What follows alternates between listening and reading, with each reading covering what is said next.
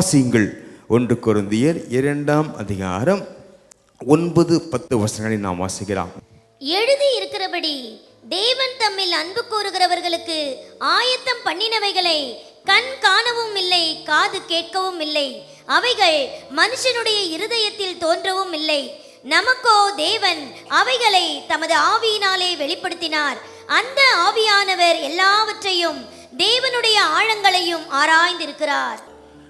இந்த இடத்துல நாம் பார்க்கிறது போல எழுதியிருக்கிறபடியே என்று சொல்லப்பட்டிருக்கிறது. எங்கு எழுதியிருக்கிறது என்று பார்க்கும் பொழுது ஏசாயா 64:4 இந்த வசனத்தை நாம் பார்க்கலாம். அந்த வசனத்தை சொல்லப்பட்ட அந்த வார்த்தைகளை மறுபடியும் பவுல் எடுத்து சொல்லி அவர் அதை உறுதிப்படுத்தி இருக்கிறார். பாருங்கள், இந்த இடத்துல வேதத்திலே பல வசனங்கள் பழைய ஏற்பாட்டிலே சொன்ன வசனங்கள் அப்படியே எடுக்கப்பட்டு புதிய ஏற்பாட்டிலே சொல்லப்பட்டு அது உறுதிப்படுத்தப்படுகிறது. நமக்கு கிடைக்க போகிற ஒரு வாக்குத்தத்தமாகவும் அது நிச்சயித்து நமக்கு கொடுக்கப்பட்டிருக்கிறது. அது உறுதிப்பட்ட ஒன்றாகவும் அது காணப்படுகிறது. பாருங்கள், தேவனிடத்தில் அன்பு கூடுகிறவர்களுக்கு அவர் ஆயத்தம் பண்ணினவர்களை கண் காணவும் இல்லை. உண்மையாகவே தேவன் பல காரியங்களை உங்களுக்காகவும் எனக்காகவும் அவர் ஆயத்தப்படுத்தி வைத்திருக்கிறார். அதை ஒவ்வொன்றாக நாம் சுதந்திரித்து கொண்டே காணப்பட்டு கொண்டிருக்கிறோம் இந்த உலகத்தில். பாருங்கள், அநேக பிள்ளைகளுக்கு அநேக குடும்பங்களில் அந்த தகப்பனார் என்னென்ன சம்பாதிச்சு வச்சிருக்கிறாருன்னு நாலேஜ் கூட அவருக்கு இல்லாமல் அவ்வளோ சம்பாத்தியங்கள் இருக்கும். அதை ஒவ்வொன்றா கண்டுபிடிப்பாங்க. ஐயோ, எனக்காக அங்கே வச்சிருக்காரு, எங்கே வச்சிருக்காரு அப்படின்றத கண்டுபிடிப்பாங்க. அதுபோல உலக பிரகாரமாக ஒரு மனுஷனே விதமாக செய்வது போல பாருங்க, நமக்காக என் தேவன் பல காரியங்களை அவர் சம்பாதித்து வைத்திருக்கிறார். விசுவாசிக்கிறீங்களா? அந்த ஆசீர்வாதங்கள், ஆவிக்குரிய ஆசீர்வாதங்களும் விதமாக சரீர பிரகாரமாக உலக பிரகாரமான ஆசீர்வாதங்களும் கூட கர்த்தர் நமக்கு ஆயத்தப்படுத்தி வைத்திருக்கிறார். அதை குறித்து சொல்லும் பொழுது அது மனுஷனுடைய கண்கள் காணவும் இல்லை, காது கேட்கவும் இல்லை, தோன்றவும் இல்லை என்று பார்க்கிறோமே. அப்போ தேவன் நமக்காக எல்லாவற்றையும் ஆயத்தம் பண்ணி வைத்திருக்கிறார். பாருங்க, அவைகளை தேவன் தமது ஆவியினாலே அவர் வெளிப்படுத்துகிறார் என்று பார்க்கிறோம். கர்த்தர் நமக்காக ஆயத்தப்படுத்தி வைத்திருக்கிற காரியங்களை குறித்து நாம் தியானிக்க போகிறோம். அதற்கு முன்பதாக ஒரு நிபந்தனையை கர்த்தர் அந்த வாக்குத்தத்தத்திலேயே சொல்லுகிறார். என்ன நிபந்தனை தெரியுமா? தேவன் தம்மில் அன்பு கூடுகிறவர்களுக்கு அவர் ஆயத்தப்படுத்தி வைத்திருக்கிறார். அப்படின்னா தேவனிடத்தில் நாம் முழுமையாக நம்முடைய அன்பை செலுத்த வேண்டும். ஒவ்வொரு நாள் அவருடைய சமூகத்தில் நாம் வரும் பொழுது அவரை ஆராதிக்கும் பொழுது என்ன சொல்கிறோம் தெரியுமா? ஆண்டவரே, நான் நேசிக்கிறேன். ஆராதனை என்பது ஒரு பாட்டு அல்ல, ஆராதனை என்பது இசையும் அல்ல, நம்முடைய உள்ளத்திலிருந்து வெளிப்படுகிற அன்பு, அதுதான் ஆராதனை. அந்த அன்பின் வெளிப்பாடாக பாடல்கள் இருக்கலாம், இசைகள் இருக்கலாம், பல விதங்களில் இருக்கலாம். ஆனால் ஆராதனை என்பதனுடைய கருப்பொருள் என்னவென்றால் இருதயத்திலிருந்து வெளிப்படுகிற அன்பு என்று பார்க்கிறோம். அவர்கள் அன்பு கூறல தம்முடைய பிள்ளைகளுக்கு என்று அவர் ஆயத்தப்படுத்தி வைத்திருக்கிற ஆசீர்வாதங்களை நாம் பார்க்கலாம். வாசிங்கள். சங்கீதங்கள் 23:5 வாசிக்கலாம். என் சத்துருக்களுக்கு முன்பாக நீர் எனக்கு ஒரு பந்தியை ஆயத்தப்படுத்தி என் தலையை எண்ணெயால் அபிஷேகம் பண்ணுகிறீர், என் பாத்திரம் நிரம்பி வழிகிறது. இந்த இடத்துல தேவன் நமக்காக ஒரு காரியத்தை ஆயத்தப்படுத்தி வைத்திருக்கிறார். என் சத்துருக்களுக்கு முன்பாக நீர் எனக்கு ஒரு பந்தியை ஆயத்தப்படுத்தி என்று பார்க்கிறோம். பாருங்க, அது பின்பதாக அபிஷேகம் என்று பார்க்கிறோம், பாத்திரம் என்று பார்க்கிறோம். பாருங்க, அப்போ என் சத்துருக்களுக்கு முன்பாக கர்த்தர் எனக்கு ஒன்றை, ஒரு விசேஷமான ஒன்றை அவர் ஆயத்தப்படுத்துகிறாராம். பொதுவாக ஒவ்வொரு மாநிலத்தினுடைய கவர்னர் இருக்கிறார்கள் அல்லது குடியரசுத் தலைவர் இருக்கிறார். அவர்கள் சில விசேஷ தினங்களிலே அநேகரை கௌரவிக்கும்படியாக ஒரு காரியத்தை செய்வார். என்ன தெரியுமா? ஒரு உணவை அரேஞ்ச் பண்ணுவார். ஒரு டின்னர் ஆர் லஞ்ச். அந்த கவர்னர், அந்த குடியரசுத் தலைவர் கொடுக்கிற அந்த விருந்துக்கு போகிறவங்கள பார்த்தீங்கன்னா அந்த இன்விடேஷனை காட்டுவாங்க. அதை காட்டும் போதே ஐயோ என்ன கூப்பிட்டுட்டாரு. ஆனால் அங்கே போகிறது சாப்பிட்றதுக்காக போல, அவர் கொடுக்கிற அந்த கனத்தை உணர்ந்து கொள்ளும்படியாக. பாருங்க, அங்கே போய் சாப்பிடும்போது கூட முதலமைச்சர் இருப்பார்கள், எல்லாரும் இருப்பார்கள், பிரதம மந்திரி இருப்பார் என்று அந்த விருந்தை அவ்வளவு மேன்மையாக, அவ்வளவு கனமுள்ளதாக மக்கள் கருதுவார்களே. அதுபோல தேவன் நமக்கு ஒரு பந்தியை என்று சொல்லும் பொழுது ஒரு விருந்தை அவர் ஆயத்தம் பண்ணி வைத்திருக்கிறார். எந்த இடத்துல பந்தையை ஆயத்தப்படுத்துகிறார் என்று பார்க்கும் பொழுது பாருங்கள், தாவீது இந்த சங்கீதத்தை வனாந்தரத்தில் வைத்து எழுதினதாக நாம் பார்க்கிறோம். அன்பானவர்களே, அவருடைய வாழ்க்கையே அநேக காலங்களிலே அது வனாந்தரத்தில் அது கடந்து சென்றது என்று பார்க்கிறோம். ஆடு மேய்ப்பதை கடந்து சென்றது என்று பார்க்கிறோம். அப்போ அவருடைய சத்துருக்கள் அவர்கள் எல்லாரும் பார்த்து கொண்டிருக்க அவர்களுக்கு முன்பாக கர்த்தர் அவரை கனப்படுத்துவதை தாவீது உணர்ந்தார். அப்போ தேவன் நமக்காக ஒன்றை ஆயத்தப்படுத்தி வைத்திருக்கிறார், ஒரு பெரிய கனத்தை ஆயத்தப்படுத்தி வைத்திருக்கிறார். எத்தனை பேர் விசுவாசிக்கிறீங்க? ஆண்டவரே நீர் என்னை கனப்படுத்த போகிறீர், ஆண்டவரே நீர் என்னை கனப்படுத்த போகிறீர். ஆனால் தேவன் எந்த விதத்திலே அவர் எப்படி கனப்படுத்துவார் என்பது நமக்கு தெரியாது. ஆனால் தேவன் என்னை கனப்படுத்த போகிறார், தேவன் உங்களை கனப்படுத்த போகிறார். இந்த கனத்தை தான் தேவன் அவர் ஆயத்தப்படுத்தி வைத்திருக்கிறார் என்று பார்க்கிறோம். இந்த சங்கீதம் முழுவதும் ஒரு அர்த்த புஷ்டி நிறைந்த ஒரு சங்கீதமாக அது காணப்படுகிறது. அந்த 2ஆம் வசனத்திலே பாருங்கள், ஒரு இளைப்பாறுதலை, ஒரு ரெஃப்ரெஷ்மெண்ட்டை, கர்த்தர் ஒரு புத்துணர்ச்சியை கொடுக்கிறதாக பார்க்கிறோம். 3ஆம் வசனத்திலே ரெஸ்டோரேஷன் அண்ட் ரைச்சஸ்னஸ் என்று பார்க்கிறோம். மறுபடியும் தேவன் கட்டி அவர் ஆயத்தப்படுத்தி நீதியின் பாதை நடத்துகிறதை பார்க்கிறோம். 4ஆம் வசனத்தில் பாதுகாப்பின் தேவன் அவரோடு இருந்து எல்லா ஆபத்துகளுக்கும் விலக்கி தேவன் அவர்களை பாதுகாப்பதை பார்க்கலாம். 5ஆம் வசனத்தில் ப்ரொவிஷன் இன் தி வில்டர்னஸ், இந்த வனாந்தரத்தில் எல்லா தேவைகளையும் சந்தித்து அவர் நடத்துகிற தேவனாக இருக்கிறார். 6ஆம் வசனத்தில் அந்த கடைசியிலே அவரை தேவன் நித்திய வீட்டுக்கு கொண்டு சேர்ப்பதை பார்க்கலாம். இந்த சங்கீதம் ஒரு சிறிய சங்கீதமாக இருந்தாலும் ஒரு பெரிய ஆவிக்குரிய அர்த்தமுள்ள தாவீதின் வாழ்க்கையே இது உள்ளடக்கி விட்டதை நாம் பார்க்கலாம். அன்பானவர்களே, கர்த்தர் நம்மை ஆசீர்வதிப்பாராக, கர்த்தர் நடத்துவாராக. அவ்விதமாக தேவன் நமக்கு ஒரு பெரிய கனத்தை உண்டு பண்ண போகிறார். இந்த ஒழுங்குபடுத்தும் பொழுது நமக்கு பிடிக்காத சில காரியங்கள் நடந்து கொண்டிருக்கலாம். இந்த வேளை கர்த்தர் சொல்கிறார், உங்களுடைய வாழ்க்கையிலே அந்த காரியங்கள் சம்பவிப்பதன் காரணம் என்ன தெரியுமா? தேவன் உங்களுடைய வாழ்க்கையை ஒரு ஒழுங்கான நிலையிலே சரிப்படுத்தி கொண்டிருக்கிறார். எதற்கு தெரியுமா? அவர் ஆயத்தம் பண்ணி வைத்திருக்கிற அந்த கனத்தை நாம் பெரும்படியாக. ஆண்டவரே இந்த காரியமே நடக்கிறது என்று கேட்டுக்கொண்டிருக்கிறோமே, அதனுடைய காரணம் என்ன தெரியுமா? கர்த்தர் ஏதோ ஒரு ஒழுங்குபடுத்துகிற வேலையை செய்து கொண்டிருக்கிறார். ஹல்லேலூயா.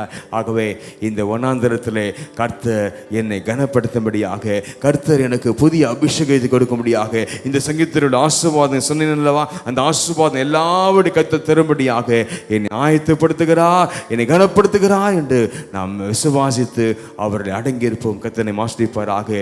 கர்த்தர் நமக்காக வைத்திருக்கிற கனத்தை தருவாராக. இரண்டாவதாக தேவன் நமக்காக என்ன காரியத்தை ஆயத்தப்படுத்த வைத்திருக்கிறார்? வாசிக்கலாமா? சங்கீதம் 31:19. உமக்கு பயந்தவர்களுக்கும் மனுபுத்திரருக்கு முன்பாக உம்மை நம்புகிறவர்களுக்கும் நீர் உண்டு பண்ணி வைத்திருக்கிற உம்முடைய நன்மை எவ்வளவு பெரிதா இருக்கிறது. பாருங்கள், தேவன் நமக்காக உண்டு பண்ணின நன்மை எவ்வளவு பெரிதா இருக்கிறது. கர்த்தர் நமக்கென்று ஒரு நன்மையை ஆயத்தப்படுத்தி வைத்திருக்கிறேன் என்று சொல்கிறார். எனக்கென்று ஒரு நன்மை என்று சொல்லும் பொழுது நல்ல காரியங்கள், நன்மையான எந்த ஈவும் தேவனிடத்திலிருந்து இறங்கி வருகிறது என்று பார்க்கிறோமே. அந்த காரியங்களை தேவன் நமக்கென்று அவர் ஆயத்தப்படுத்தி வைத்திருக்கிறார். கர்த்தரை ஆசீர்வதிப்பாராக. பாருங்க, உமக்கு பயந்தவர்களுக்கும் மனுப்புவதற்கு முன்பாக உம்மை நம்புகிறவர்களுக்கும். பாருங்க, சில சவால் விட்டுருப்பாங்க. நீ தேவனை நம்புகிறேன், விசுவாசிக்கிறேன் சொல்றியே, எங்க உறவுகள் வேணாம் சொல்லிட்டியே, இப்ப என்ன கிடைக்குதுன்னு பார்க்கலாம் அப்படின்னு சில சவாலெல்லாம் விட்டுருப்பாங்க நமக்கு. தேவன் அந்த நிலையிலே நம்மை கைவிடாமல் நம்மை உயர்த்துகிற தேவனாக இருக்கிறார். கர்த்தரை நடத்துகிற தேவனாக இருக்கிறார். கர்த்தர் நமக்கென்று ஒரு பெரிய நன்மை. அந்த நன்மை எவ்வளோ பெரிதாக இருக்குது. சங்கீதக்காரர்கள் ரொம்ப ஆச்சரியமாக இருக்குது. ஆண்டவரே, அந்த நன்மை அது எவ்வளோ பெரிதாக இருக்கிறது ஆண்டவரே என்று அவர் சொல்கிறார். அப்போது தேவன் நமக்காக நன்மையை ஆயத்தப்படுத்தி அவர் வைத்திருக்கிறார் என்று பார்க்கிறோம். கர்த்தரை ஆசீர்வதிப்பாராக. அந்த நன்மைகள் அது ஒவ்வொருவருக்கும் ஒவ்வொரு விதமான நன்மையாக இருக்கலாம். சிலருக்கு குடும்பத்திலே சமாதானம் என்ற நன்மையாக இருக்கலாம், பிள்ளைகளின் வாழ்க்கையிலே நடக்க வேண்டிய நன்மையாக இருக்கலாம், பொருளாதார நன்மையாக இருக்கலாம். அது பல விதங்களிலே உங்களுக்கு என்ன நன்மைகள் உங்களுக்கு ஜெபித்து கொண்டிருக்கிறீர்களோ, தெய்வம் வாக்கு பண்ணியிருக்காரோ, அந்த நன்மைகளில் அதை தேவன் உங்களுக்கு வழங்க போகிறேன்னு சொல்கிறார். உங்களுக்காக ஆயத்தப்படுத்தி வைத்திருக்கிறேன் என்று கர்த்தர் சொல்லுகிறார். கர்த்தர் உங்களை ஆசீர்வதிப்பாராக, கர்த்தர் நடத்துவாராக. அந்த பெரிதா இருக்கிறது என்ற அந்த வார்த்தையை எபிரேய பதத்திலே நாம் தியானிக்கும் பொழுது இன் குவான்டிட்டி, அதாவது அளவிலே ஒரு பெரிய காரியம், அபண்டன்ட், அதாவது அளவுக்கு மிஞ்சி அவர் கொடுக்கிறதை நாம் பார்க்கலாம். அதனுடைய அர்த்தங்கள் நிறைய காணப்படுது. இங்கே திரையில் பார்க்கலாம். அவ்வளோ அர்த்தங்கள் அந்த பெரிதாக இருக்கிறது அபண்டன்ட் என்ற வார்த்தைக்கு எபிரேய மொழியிலே காணப்படுகிறது. ஒருவேளை நீங்கள் வீடுகளை பார்த்து கொண்டிருந்தால், கர்த்தர் சிறிய அளவிலான வீடுகள் அல்ல, கர்த்தர் பெரிய பெரிய அளவான வீடுகளை கர்த்தர் கொடுக்க வல்லவராக இருக்கிறார். ஒரு புறாக்கூண்டு மாதிரி வீடு அல்ல. ஹல்லேலூயா. கர்த்தர் பெரிய தேவர் கொடுக்கிறவராக இருக்கிறார். In size, age are number, rank, quality, என்ன ரேங்க் நீங்க எதிர்பார்க்கிறீங்களோ அதை கொடுக்கிற தேவனாக இருக்கிறார். நீங்கள் எதிர்பார்க்கிற தரமான பொருட்களை கொடுக்கிறவராக இருக்கிறார். இன்னுமாக பாருங்க, captain, elder, enough, exceedingly, full, greatly என்று increase, long time, long enough. அதாவது தீர்க்காயசை கேட்டுக்கொண்டிருந்தீங்கன்னா மருத்துவர் சொல்லியிருப்பாங்க, உங்களுக்கு கொஞ்ச நாள் தான் டைம் சொல்லியிருப்பாங்க. ஆனால் தேவன் சொல்றாரு, அந்த நன்மை என்ன தெரியுமா சொல்றாரு? லாங் லைஃபை கொடுப்பேன்னு சொல்றாரு. விசுவாசிக்கிறீங்களா? லாங் லைஃப், லாங் டைம் என்று தேவன் சொல்கிறார். பண்ணப்படே தேவன் திருப்தியான அளவில் நமக்கு காரியங்களை கத்த தருவாராக. கர்த்தரிடம் இருந்து ஒரு நன்மை என்று சொல்லும் பொழுது அது சாதாரணமான நன்மையாக அது இருக்காது, அது விசேஷமான ஒரு நன்மையாகத்தான் இருக்கும் என்று கர்த்தர் பேசுகிறார். அந்த நன்மையை தேவன் எப்பொழுது தருவார் தெரியுமா? இப்பொழுதே தருவார். ஹல்லேலூயா. இந்த மாசத்துக்குள்ள அந்த நன்மைகள் நமக்கு வந்தே தீரும். ஹல்லேலூயா. கர்த்தர் நம்மை ஆசீர்வதிப்பாராக. அவருடைய குட்னஸ் என்று பார்க்கிறோம். தேவனுடைய நன்மைகள் அதே கொடுத்து விட்டார். கர்த்தர் நம்மை ஆசீர்வதிப்பாராக, கர்த்தர் நடத்துவாராக. மூன்றாவதாக ஒன்றை பார்க்கலாமா? வாசிங்கள். சங்கீதம் 34:9-10 வாசிக்கலாம். கர்த்தருடைய பரிசுத்தவான்களே, அவருக்கு பயந்திருங்கள். அவருக்கு பயந்தவர்களுக்கு குறைவில்லை. சிங்க குட்டிகள் தாழ்ச்சியடைந்து பட்டினியாயிருக்கும். கர்த்தரை தேடுகிறவர்களுக்கோ ஒரு நன்மையும் குறைவுபடாது. பாருங்க, இந்த வசனங்கள் ரொம்ப ஆச்சரியமா இருக்குது. இதை பார்க்கும் பொழுது அந்த 2 வசனங்களிலும் கர்த்தருக்கு பயந்தவர்களுக்கு குறையில்லை, ஒரு நன்மை குறைவுபடாது என்று 2 வசனங்களிலே அந்த காரியங்கள் ரெட்டித்து அடுத்து வந்து தேவன் அந்த காரியத்தை உறுதிப்படுத்துகிறார் என்ற அர்த்தம். பாருங்க, தேவனை தேடுகிறவர்களுக்கு குறைவில்லை என்று சொல்லும் பொழுது தேவன் நமக்காக ஒரு நிறைவை ஆயத்தப்படுத்தி வைத்திருக்கிறார் என்று பார்க்கிறோம். தேவன் நமக்காக ஒரு நிறைவை ஆயத்தப்படுத்தி வைத்திருக்கிறார் என்று அர்த்தமாக இருக்கிறது. தேவன் நம்மை ஆசீர்வதிப்பாராக. பாருங்கள், நிறைவு என்று சொல்லும் பொழுது ஒரு தராசுல அளவுபடுத்தி நிற்கிறாங்க வச்சுக்கோங்களேன். அந்த தராசுல அப்படியே தலையை வெட்டிட்டும் போடலாம். சிலர் என்ன பண்ணுவாங்க தெரியுமா, அப்படியே நல்லா எடுத்து போடுவாங்க.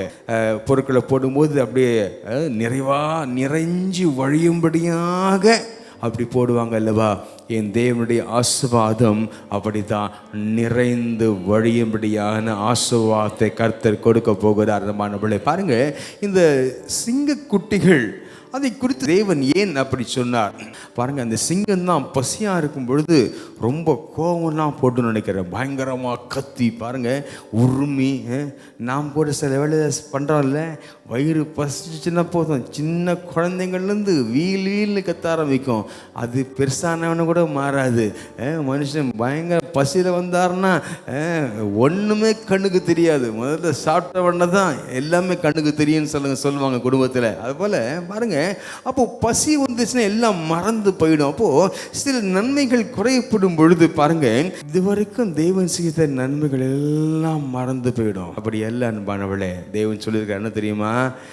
சிங்கக்குட்டிகள் பட்டினியா இருந்தான். சிங்கத்தை கர்த்தர் உதாரணம் சொல்றாருன்னா, அந்த சிங்கம் பட்டினியா இருக்க முடியாதான். ஏன்னா அது தன் பலத்தினாலே ஆகாரத்தை சம்பாதித்து கொள்ளுமா. அந்த மான் போன்ற காரியங்கள், நரி போன்ற காரியங்கள், அதை கர்த்தர் உதாரணம் சொல்றதை காட்டிலும் மகாபலத்தினால் நிறைந்திருக்கிற அந்த சிங்கம் கூட பட்டினியா இருக்கலாம். ஆனால் கர்த்தரை தேடுகிறவர்களுக்கோ ஒரு நன்மையும் குறைபடாது என்று கர்த்தர் சொல்கிறார். ஹல்லேலூயா, ஹல்லேலூயா. இந்த வார்த்தையை நம்முடைய ஜெபத்திலே நாம் எடுத்துக்கொள்ள வேண்டும். ஆண்டவரே, ஒரு நன்மையும் குறைவுபடாது என்று சொல்லியிருக்கிறீர் ஆண்டவரே. அந்த நன்மைகள் குறைவுபடாமல் நீர் பாதுகாத்துக் கொள்வதாக. பாருங்க, அந்த நிறைவை கட்டளையிடுவதாக. என் ஜீவியத்தில் எல்லாம் இருக்கிறது, ஒரு குறைவும் இல்லை. ஆனால் நான் எதிர்பார்க்கிற அந்த நிறைவு இல்லை ஆண்டவரே என்று கேட்டுக்கொண்டிருக்கிறோமே. கர்த்தர் வாக்கு பண்ணுகிற தேவன் என்ன தெரியுமா? உன் ஜீவியத்திலே அந்த நீ எதிர்பார்க்கிற நிறைவை நான் கட்டளையிடுகிற தேவனாக இருக்கிற அபண்டன்ஸ், அந்த நிறைவை நான் கட்டளையிடுகிற தேவனாக இருக்கிறேன். நீ எதை செய்தாலும் அதை நான் நிறைவாய் செய்ய கர்த்தர் கிருபை செய்வேன் என்று கர்த்தர் சொல்கிறார். இன்னும் நம்முடைய குடும்பங்களிலே நிறைவு பெறாத ஆசீர்வாதங்கள், அதாவது இன்னும் முழுதுமாக ஆரம்பித்து முடிவு பெறாத ஆசீர்வாதங்கள் இருக்கும் என்றால் கர்த்தர் நமக்கு சொல்லுகிற காரியம் என்னவென்றால், இந்த நாளிலே நான் உனக்காக ஆயத்தப்படுத்தி வைத்திருக்கிற காரியம் அதை ஒரு நிறைவின் ஆசீர்வாதம் என்று கர்த்தர் சொல்கிறார். அந்த காரியங்கள் பூர்த்தி அடைய போகிறது, அதை நான் உனக்காக செய்து முடிக்க போகிறேன் என்று கர்த்தர் தெளிவாக பேசுகிறார். ஆண்டவரே, உம்மை தேடுகிறவர்களுக்கு ஒரு நன்மையும் குறைபடாதுன்னு சொன்னீரே ஆண்டவரே.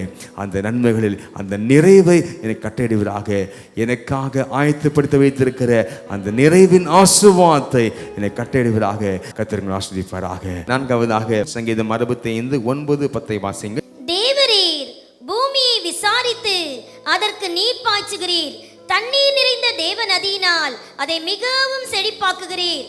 இப்படி நீர் அதை திருத்தி அவர்களுக்கு தானியத்தை விளைவிக்கிறீர்.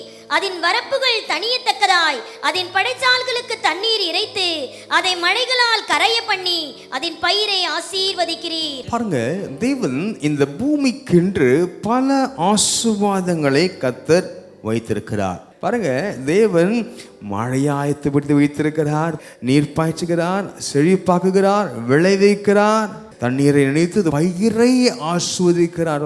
நிறைய காரியம் இருக்குது இல்லை. ஆக மொத்தம் கர்த்தர் ஒரு செழிப்பை நமக்காக ஆயத்தப்படுத்தி வைத்திருக்கிறார் என்று கர்த்தர் சொல்கிறார். எல்லாவற்றிலும் பயிர் போன்ற காரியம், தண்ணீர் போன்ற காரியம், எல்லாவற்றிலும் ஒரு செழிப்பை கர்த்தர் கட்டளையிடுவாராக. அப்போ நம்முடைய ஜீவியத்தில் தேவன் தருகிற ஒரு செழிப்பை, இந்த வார்த்தை ரொம்ப பிடிச்சிருக்குது. என்ன தெரியுமா? தேவரீர் பூமியை விசாரித்து. பாருங்க, நம்மை விசாரிக்கிற ஒரு தேவன் இருக்கிறார். ஹல்லேலூயா. மனுஷன் யாரு விசாரிச்சாலும் விசாரிக்காவிட்டாலும் என் தேவன் நம்ம விசாரிப்பதற்கு இருக்கிறார் என்பார்களே. ஹல்லேலூயா, ஹல்லேலூயா. யார் கேட்டால் நமக்கு கொடுத்து கேட்காட்டியோ தேவன் விசாரித்து பாருங்க அதற்கு நீர் பாய்ச்சுகிறீர். பாருங்க, என்ன தேவைன்னு கர்த்தர் அறிந்து கர்த்தர் அதை நமக்கு சப்ளை பண்ணுகிற தேவனாக இருக்கிறார். அவ்விதமாக தேவன் நதியினால் ஹல்லேலூயா ஒரு டிவைன் பிளஸிங், ஒரு தெய்வீக ஆசீர்வாதம் நமக்கு தேவன் கட்டளையிட்டு, அது ஒருவேளை மனுஷனால் தர முடியாது, மனுஷன் கொடுக்க முடிந்த காரியங்கள் ஒரு சில தான். ஆனால் எல்லாம் நமக்கு தேவையான காரியங்கள் எல்லாவற்றையும் தேவன் மனுஷன் செய்ய முடியாத காரியங்களை அவர் நமக்கு செய்கிற தேவனாக இருக்கிறார். அவர் செழிப்பாக்குகிறார், அதை திருத்தி அவளுக்கு தானியத்தை விளைவிக்கிறார். பாருங்க, மனுஷனுக்கு தேவையான அவனை தாங்குகிற அந்த தானியத்தை அவர் விளைவிக்கிறார் என்று பார்க்கிறோம். தேவன் அதன் பயிரை எல்லாம் அவர் ஆஸ்வதிக்கிறார், மழை கொடுத்து ஆஸ்வதிக்கிறார், செழிப்பு கொடுக்கிறார் என்று பார்க்கிறோம். தேவனுடைய கரத்திலிருந்து நாம் பெற வேண்டிய செழிப்பு என்ன? ஹல்லேலூயா. உனக்கு என்ன ப்ராஸ்பரிட்டி அவசியமாக இருக்கிறது, உன் குடும்பத்தில் என்ன தேவை இருக்கிறது, கர்த்தர் அந்த காரியங்களை கர்த்தர் அவர் நிறைவாய் தருகிறதாக இருக்கிறார். பாருங்க, அவர் அன்பு கூறுகிறவர்களுக்கு தேவன் கொடுக்கிற ஆசீர்வாதம் என்று இதெல்லாம் நாம் பார்த்துட்டு இருக்கோம் அன்பானவளே. ஆகவே தேவன் தம்மை அன்பு கூறுகிற மக்களுக்கு அவர் கொடுக்கிற ஆசீர்வாதங்களை நாம் பார்க்கிறோம். இப்பொழுது பார்க்கிற காரியம் என்னவென்றால், ஒரு செழிப்பை அவர் ஆயத்தப்படுத்தி வைத்திருக்கிறார்.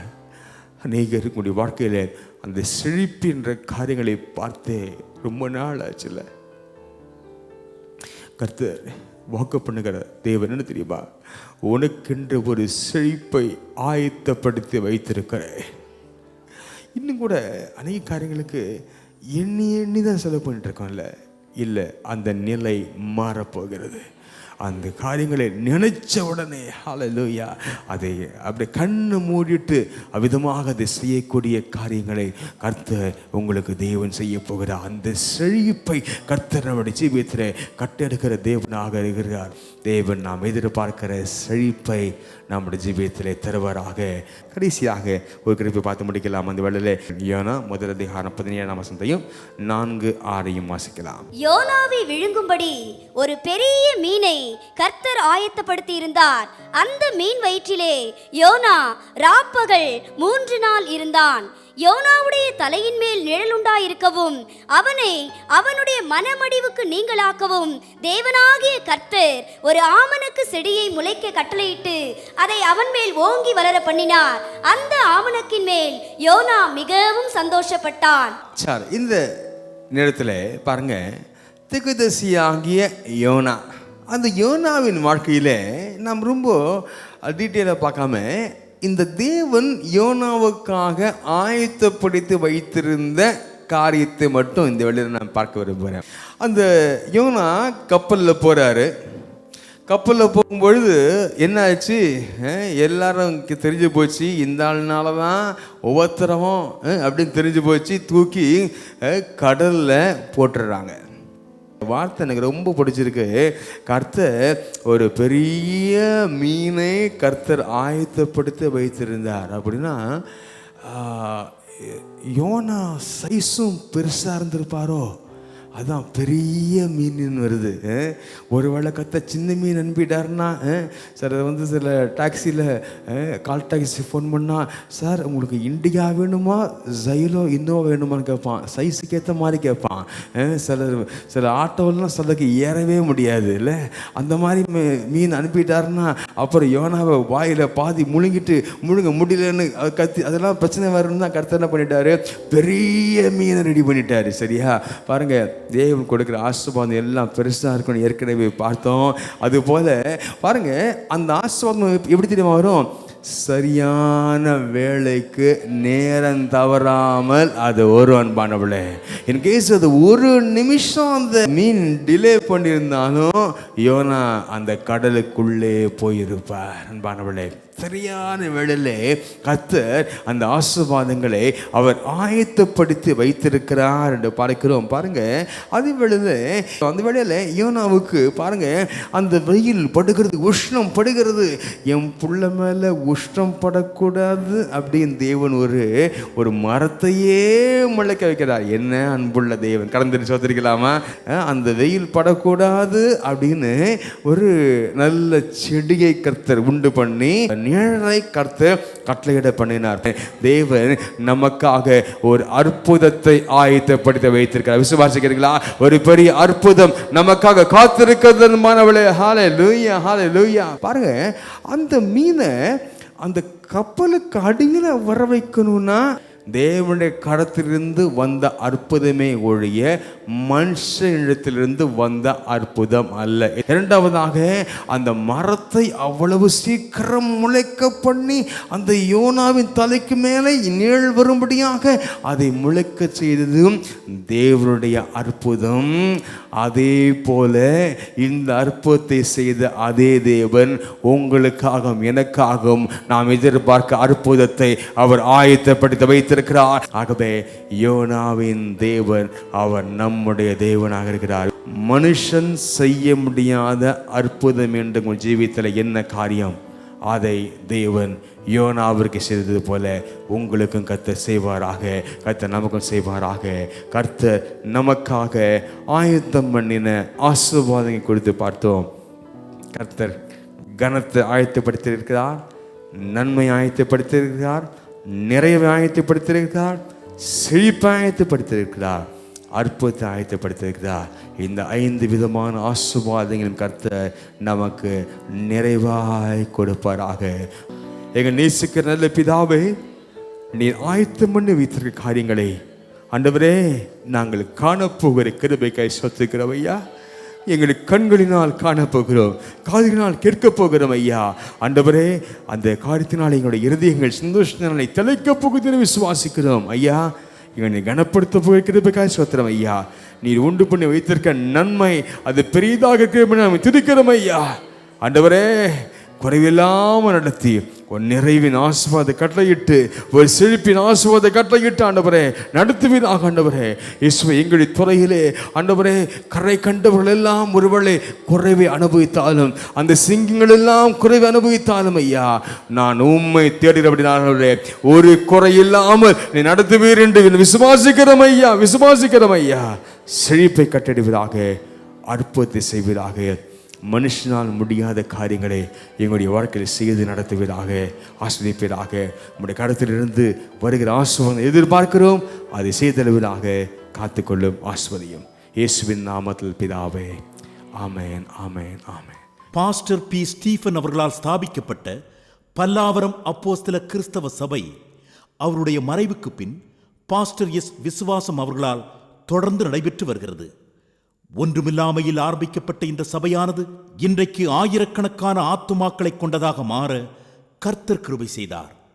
உங்களுடைய பிரச்சனைகளுக்காகவும் ஜெப குறிப்புகளுக்காகவும் மேலும் 24 மணி நேரமும் ஜெபிக்க நாங்கள் ஆயத்தமாக இருக்கிறோம். போதகரை நேரில் சந்தித்து ஜெபித்துக் கொள்ள நீங்கள் உடனே எங்களோடு தொடர்பு கொள்ளுங்கள்.